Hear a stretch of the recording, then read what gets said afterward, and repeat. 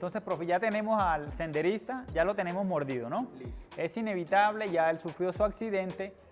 Primer paso para la atención de esta víctima. Hola, ¿qué tal amigos? Un saludo para todos, espero que se encuentren bastante bien. Hoy, como es costumbre, les he traído un invitado súper especial. Se trata del profe Felipe Otálvaro. Profe, bienvenido y gracias por aceptar esta invitación. No, muchas gracias a ustedes, muchas gracias a todos los que nos siguen y nos pueden ver en ese canal tan importante para la atención prehospitalaria. Claro que sí, profe. Estuvimos tratando de sacar este espacio en diversas ocasiones, pues por tu tiempo limitado y demás, pues no podíamos, pero hoy contamos con la fortuna de hablar de un tema de vital importancia. ¿Te parece si hablamos el día de hoy acerca de accidentes ofídicos? Por supuesto que sí, es un tema bien importante para la atención prehospitalaria, sobre todo para Colombia. Es un país tan biodiversamente rico en el tema de las serpientes. Claro que sí. Profe, antes de empezar con la primera pregunta, yo quiero mandar un saludo muy especial tanto al profe Alejo como al profe Peña, que hacen parte de tu equipo de instructores y de centro de entrenamiento, el cual conocemos como, me gustaría que tú me lo mencionaras. Bueno, nosotros hacemos parte de Emergency Medical Training. EMT es un centro de entrenamiento internacional en donde nos enfocamos en hacer una práctica y una enseñanza muy personalizada, enfocada directamente a un aprendizaje en donde todos los participantes puedan tener un impacto muy positivo en lo que están realizando en sus diferentes academias, en sus diferentes niveles académicos. Algo muy interesante en esto y es que dentro de los cursos que hacemos de accidentes ofídicos en EMT, no solamente hablamos del accidente ofídico, no solamente hablamos de las serpientes, también hacemos algo que en lo personal hemos venido trabajando hace algunos años y es cómo podemos aportar para la conservación de las serpientes. Las serpientes son muy importantes para los ecosistemas, son muy importantes para la biodiversidad y desafortunadamente, como lo dice el herpetólogo César Quiroga en el Serpentario Nacional de Colombia, no hay que matar a todo lo que temes o desconoces. Entonces es una invitación muy bonita para que si bien son animales que desde la mitología y desde la antigüedad nos las han relacionado con miedo, con temor, con cuidado, con cuidado, son animales que son muy importantes para los ecosistemas y para la medicina. El bastón de Esculapio es la Samenis longosimus, es una serpiente que desde la mitología aparecía cuando los pacientes se curaban dando sus rondas en los templos de Esculapio. Y venimos entonces estudiando y hablando de las serpientes y de su relación con la medicina. Y hace algunos años hemos logrado identificar que las serpientes, sobre todo las proteínas que tienen en el veneno de la serpiente, son muy importantes para la medicina. Por ejemplo, no sé si sabías, Néstor, que el captopril, un medicamento para la presión arterial, viene de una proteína que tiene la Botrox yarará o la Botrox jarará. No, para nada lo sabía. Es una serpiente que encontramos en la Amazonía, en la región del Brasil, y es una serpiente catalogada por muchos como la serpiente más venenosa o de mayor importancia médica que tenemos en esa región del mundo. Ok, definitivamente con esta introducción que nos das, yo confirmo que elegí la persona correcta para hablar de este fabuloso tema. Y la primera pregunta que te quiero hacer, Pipe, te voy a decir Pipe porque tú y yo tenemos bastante confianza. Pipe, ¿qué sí y qué no es un accidente ofídico? Bueno, entonces cuando hablamos del accidente ofídico es importante identificar que primero se haya podido confirmar o se pueda evidenciar la mordedura de una serpiente de importancia médica, ¿sí? En Colombia nosotros tenemos más de 270 especies de serpientes, pero solamente el 18% son venenosas o de importancia médica. Entonces cuando hablamos de que hay un porcentaje muy bajo de importancia médica, entendemos que la mordedura de una pitón, por ejemplo, o de una boa constrictora no van a desencadenar un accidente ofídico. Que no estoy diciendo que no sea importante evaluar las mordeduras de esas serpientes, porque siempre va a existir el riesgo de infección, siempre va a existir el riesgo de alguna complicación. Pero entonces hablamos de los accidentes ofídicos cuando una serpiente de importancia médica inocula su veneno con alguno de los órganos, como en este caso los colmillos, que tenemos diferentes tipos de colmillos que pueden inocular el veneno en las personas. Y ahí empezamos a tener una sintomatología y un desarrollo clínico, como una inestabilidad hemodinámica o como un disestrés respiratorio que nos puede llevar a un paro respiratorio, como es el caso de la serpiente que ocasiona solo el 1% de los accidentes ofídicos en Colombia. pero en lo particular es la serpiente de mayor importancia médica que tenemos en el país y es la Micrurus mipartitus o la rabo de ají. Yo creo que acá podemos montar algunas fotos bien interesantes. Sí. Toca dejar una foto porque yo con los nombres científicos no me relaciono muy bien. No hay ningún problema, pero para más o menos comprenderlo, la rabo de ají, que tiene una particularidad desde los mitos y todas esas creencias culturales, y es que es una serpiente que pica con la cabeza y con la cola. Y realmente se ha logrado identificar por taxonomía, desde la biología, que no tiene ningún aparato ponzoñoso en la cola. Entonces, o sea que está mal dicho decir que pica. No, las serpientes muerden, porque no hay serpientes en Colombia, ninguna serpiente en Colombia hasta ahora que se haya logrado identificar que tenga un aparato ponzoñoso en la cola. Entonces todas las serpientes que generan importancia médica en los pacientes muerden. Muerden, no pican. Muy no bien. Pican. Ok, profe, hasta aquí llevamos entonces que podemos dejar de decir que la serpiente es venenosa o no, para cambiarlo por el concepto que nos acabas de mencionar de importancia médica, ¿no? Es correcto. Entonces, tenemos serpientes las cuales te pueden generar una importancia médica y otras que definitivamente, aunque no lo generen, pues también son motivos de vigilancia, ¿ok? De observación. Profe, lo siguiente, vas con un grupo de senderistas, están haciendo, no sé, una caminata por allí, por la selva, y a uno de estos senderistas lo muerde algo. Al parecer es una víbora, pero no lo sabemos. ¿Cuál es el primer paso que nosotros debemos seguir para poder atender a esta persona? Bueno, Néstor, ese es un tema muy importante porque desde mi experiencia y desde mi conocimiento, lo primero es la prevención.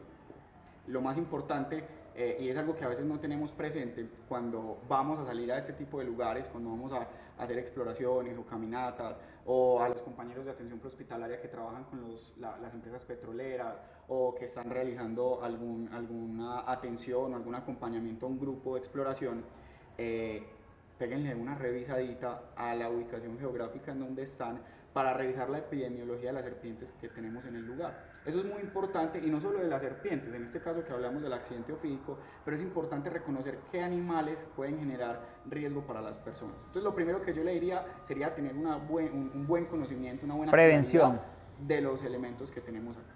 Okay. La prevención. Entonces, resaltar qué animales posibles nos pueden generar accidentes ofídicos y que se concentran mayormente en esa zona que vamos a visitar. Ese es el primer paso. Porque te voy a poner un ejemplo. En la región del Pacífico, desde más o menos el Urabá, donde termina el Urabá, hasta el Ecuador, hay una serpiente que conocemos como la verrugosa, o como su nombre científico nos lo dice, la Lachesis muta. Es una serpiente que es específica del Pacífico. Entonces, si estás en el Pacífico y tenés una mordedura por serpiente, lo más probable es que sea una Lachesis muta. Y eso es importante conocerlo porque la atención va a ser diferente, el tratamiento en el hospital va a ser diferente, y hay unos riesgos que pueden asociarse a otro tipo de serpientes. Entonces, la prevención es muy importante. Okay. Lo segundo, salir con elementos de protección personal. Si vamos a hacer caminatas en este tipo de lugares, se recomienda tener zapatos altos, gruesos, altos, bota media caña, idealmente, pantalones gruesos, idealmente, en la medida de ser posible, si hay personas que están haciendo trabajos, y siempre realizar una revisión antes de acostarse o de recostarse a descansar en un árbol.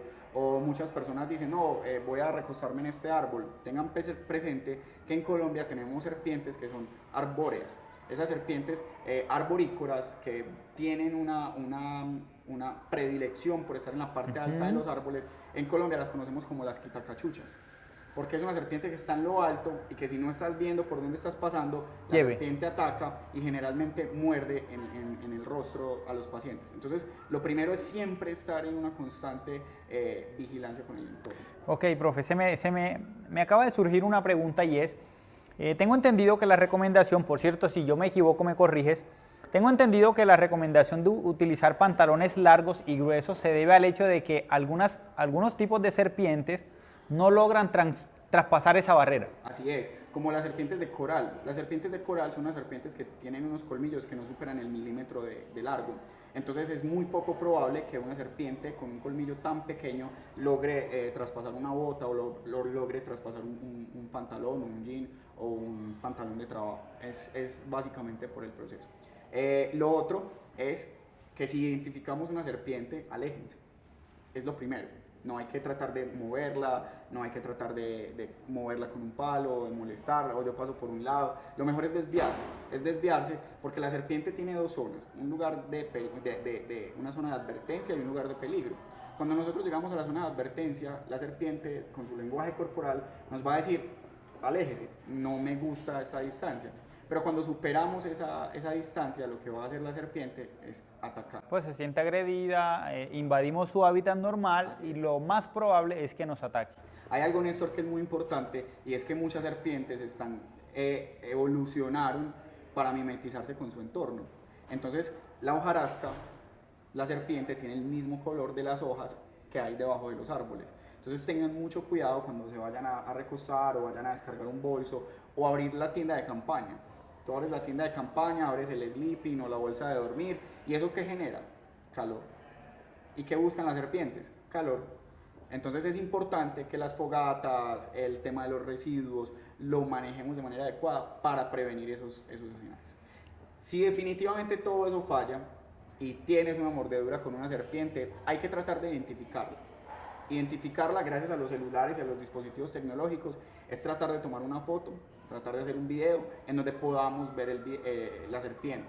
No es necesario capturarla, no hay que matarla. Y recuerden algo, una vez uno mata a una serpiente, que no es la recomendación, recuerden que son animales muy importantes para la biodiversidad, la serpiente puede seguir mordiendo incluso después de haber sido decapitada. Eso es una condición que puede generar un accidente ofídico en otro paciente. Ok. Entonces, profe, ya tenemos al senderista, ya lo tenemos mordido, ¿no? Listo. Es inevitable, ya él sufrió su accidente. Primer paso para la atención de esta víctima. Bueno, lo primero, como les decía hace un momento, tratar de identificar la serpiente. Es muy importante tratar de identificarla porque así vamos a saber si es una serpiente de importancia médica o si no es una serpiente de importancia médica. Entonces, una vez identificamos a la serpiente o identificamos que fue mordido por una serpiente, pero no fue posible saber si era o no era de importancia médica, lo más importante es tratar de estabilizar al paciente. ¿Y cómo lo vamos a estabilizar? Entiendo que en el senderismo es un poco complejo el tema de la inmovilización de las extremidades, pero la recomendación actual de las guías es tratar de inmovilizar la extremidad para disminuir la actividad del músculo en donde fue mordido el paciente, evitar el uso de los torniquetes. No se pueden aplicar torniquetes en las mordeduras por serpientes porque aumentan la necrosis, aumentan la muerte del tejido circundante a donde se inoculó el veneno. Okay. Aparte de eso, tratar de no aplicarle hielo, no aplicarle compresas, mucho menos hacer cortes que muchas personas recomiendan, claro. Tienen succionar el veneno, profe. Completamente negativo. Es una práctica que se hace con mucha frecuencia, ¿sabe? Y muchas personas lo recomiendan. De hecho, algunas dicen, no, que no tengo ningún tipo de herida para, digamos, yo ponerme en peligro, entonces recomiendan estas prácticas. ¿Definitivamente? No, incluso se ha logrado, esto lo he logrado hablar con varios odontólogos y me dicen, desde que usted se cepille los dientes, hace microabrasiones en la mucosa oral. Entonces hay riesgo de que haya, además, la boca es altamente vascularizada, el veneno podría pasar fácilmente al paciente.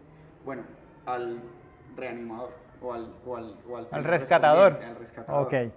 Lo más importante entonces, no succionar, no hacer cortes, no generar quemaduras y eviten utilizar animales. Es curioso que en Colombia hemos escuchado de casos en donde un paciente con una mordedura llega al hospital con un pato envuelto en el sitio de la mordedura. Por ejemplo, en mi tierra se usa mucho de que si tú sufres un accidente ofídico, rajan el mismo animal que mordió a la persona, le sacan las vísceras y con las vísceras le untan en la zona afectada y argumentan de que este tipo de acciones o procedimientos favorecen a la mejoría de los pacientes. ¿Qué nos recomiendas respecto a esto, profe? Eso no tiene aplicación alguna porque las vísceras o sea lo que sea que utilicen para administrarlo no tiene ningún antídoto, no tiene ninguna función en contra de las proteínas que tienen el veneno. Lo único que estamos generando es aumentar el riesgo de infección. No se debe realizar cortes, quemaduras, matas, hojas, porque lo único que hacemos es, uno, retrasamos el desplazamiento a un centro de alta complejidad en donde se le puede administrar el suero antiofídico específico para la serpiente. Eso es otra cosa. El suero antiofídico no es universal para todas las serpientes. Los sueros antiofídicos son diseñados para cada tipo de serpientes. Hay unos que son polivalentes que pueden servir para una o dos especies de serpientes. Incluso en Colombia tenemos uno que sirve para 3 especies de serpientes diferentes. Pero es muy importante eso, no retrasar la atención. Segundo, cuando aumentamos el riesgo de infección, las bacterias y todos los procesos que podemos estar, incluso hongos que podemos estar ingresando directamente a la herida de la mordedura, van a empeorar la sobrevida de los pacientes. Perfecto, profe. Como este canal se dedica a generar recomendaciones para todos los que hacemos atención prehospitalaria y muy probablemente un par de colegas nos estén escuchando y nos estén viendo, en cuanto al tratamiento farmacológico, ya vamos a dejar un poquito de lado las víboras, vamos a hablar ahora un poquito acerca de, por ejemplo, abejas. Vamos a hablar acerca del tratamiento farmacológico que podría estar presente a la hora de atender un accidente en donde fuimos víctimas de una picadura de una abeja. Es correcto. Abeja sí podemos decir picadura. Sí, es correcto. Néstor, es muy interesante que identificar algo antes de cualquier cosa. El paciente tiene una reacción alérgica conocida a la picadura de las abejas. Ok. Sí, la atención inicial que va a necesitar ese paciente es el uso de adrenalina. Es imperativo el uso de adrenalina en este tipo de pacientes. Incluso los pacientes pueden hacer un edema laringio rápidamente, hacen un paro respiratorio y ya definitivamente no hay nada más que hacer por los pacientes. Si el paciente no tiene una alergia conocida a las abejas y el paciente puede llegar, se pueden tratar con algunos otros medicamentos, pero ya es un tema más hospitalario, al igual que el tema del suero antiofídico en la calle. Muchas personas me preguntan, venga, pero si yo voy a ir a una salida, a un bosque o a un lugar en donde yo sé que hay presencia de serpientes de importancia médica, ¿me voy a llevar un suero antiofídico? La respuesta sería no. No sería adecuado solo utilizar el suero antiofídico, porque hay una cosa muy importante, es que los pacientes hacen reacciones alérgicas al suero y ese paciente puede requerir incluso el uso de adrenalina. No es solamente administrar el suero antiofídico. Recuerden que el suero antiofídico se hace del caballo, se le inocula el veneno al caballo, se extrae los anticuerpos del caballo, se hace una purificación, pero siguen algunas proteínas del caballo que pueden ser lo suficientemente peligrosas para nosotros, que nos hagan una reacción importante, y eso debe ser tratado en un hospital. Ok, aparte del suero antiofídico debemos tener otro tipo de herramienta farmacológica por si es que el caso se sale de las manos y termino yo generando una hipersensibilidad a ese suero antiofídico. Exactamente. Ok, profe. ¿Adrenalina lo aconsejas? Sí, por supuesto. No es el tratamiento de elección para cuando el paciente haga una reacción anafiláctica al suero o una reacción adversa pues, a la administración del suero. No es el tratamiento de elección, pero en caso de que el paciente haga una reacción grave y que esté poniendo en riesgo la vía aérea del paciente, sí indiscutiblemente deberá pensarse en el uso de la adrenalina de manera temprana. Perfecto.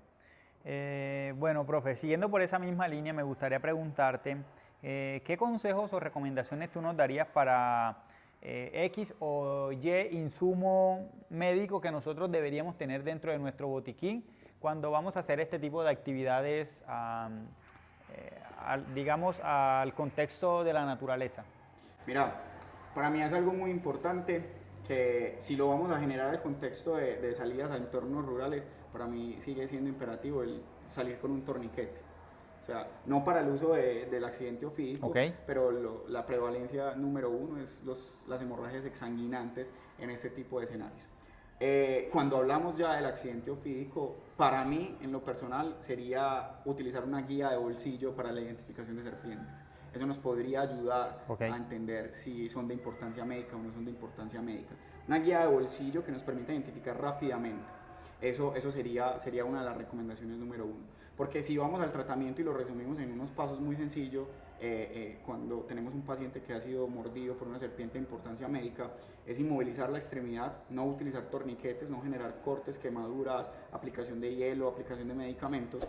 Es muy importante evitar el uso de los medicamentos como los AINES, los antiinflamatorios no esteroideos están contraindicados en la mordedura por serpientes de importancia médica, por el riesgo de que hagan una falla renal. Entonces, los pacientes no deben recibir AINES. Es por eso que en los botiquines no deberían estar esos medicamentos si no hay la presencia de un médico o de una dirección médica avalada para su uso. Ok, yo quiero hacer una pausita, profe, para hacer hincapié en esa recomendación.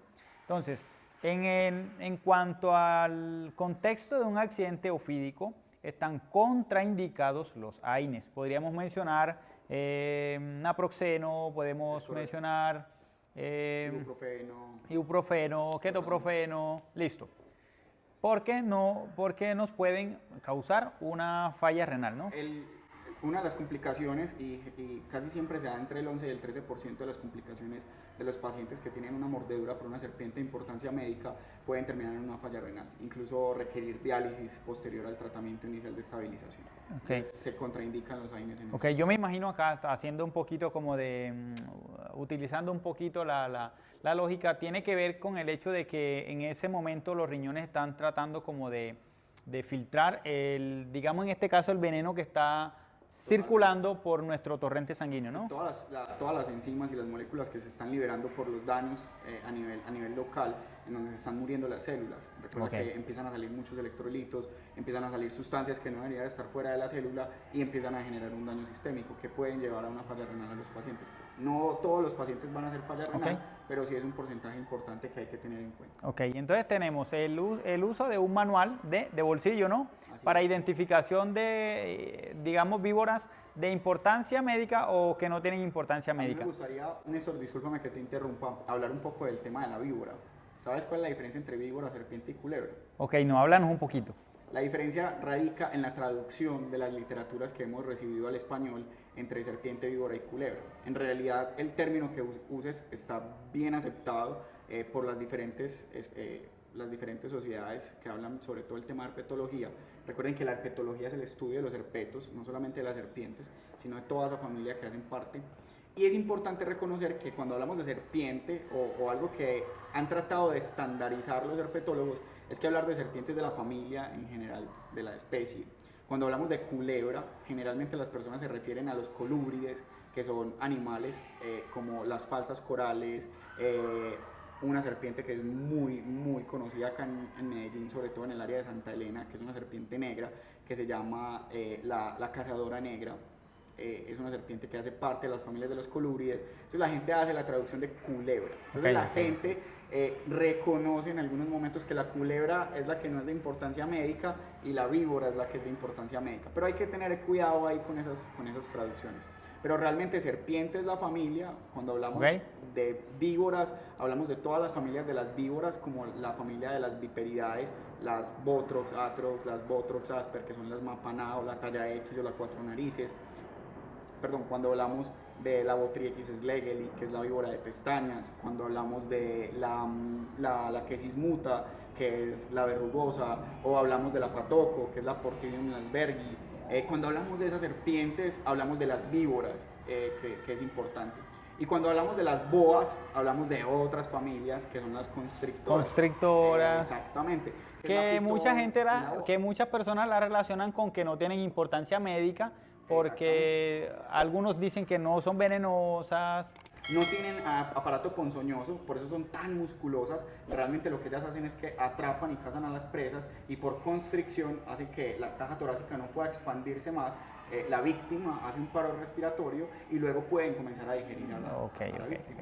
Hay algo importante y es que acá podemos adjuntar una foto que es muy interesante que rota en las redes, que habla sobre cómo identificar una serpiente venenosa de una no venenosa, o una serpiente de importancia médica de una que no sea de importancia médica. Entonces se dicen, si la pupila es redonda o elíptica, si las escamas son grandes o pequeñas, si la cabeza es triangular o no es triangular, si las escamas son puntiagudas, si la cola es alargada o no es alargada. Eso es importante reconocer que hay algunas cosas que se cumplen en Colombia, pero no todas cumplen. Y eso es muy importante porque se han presentado accidentes ofídicos por una mala identificación.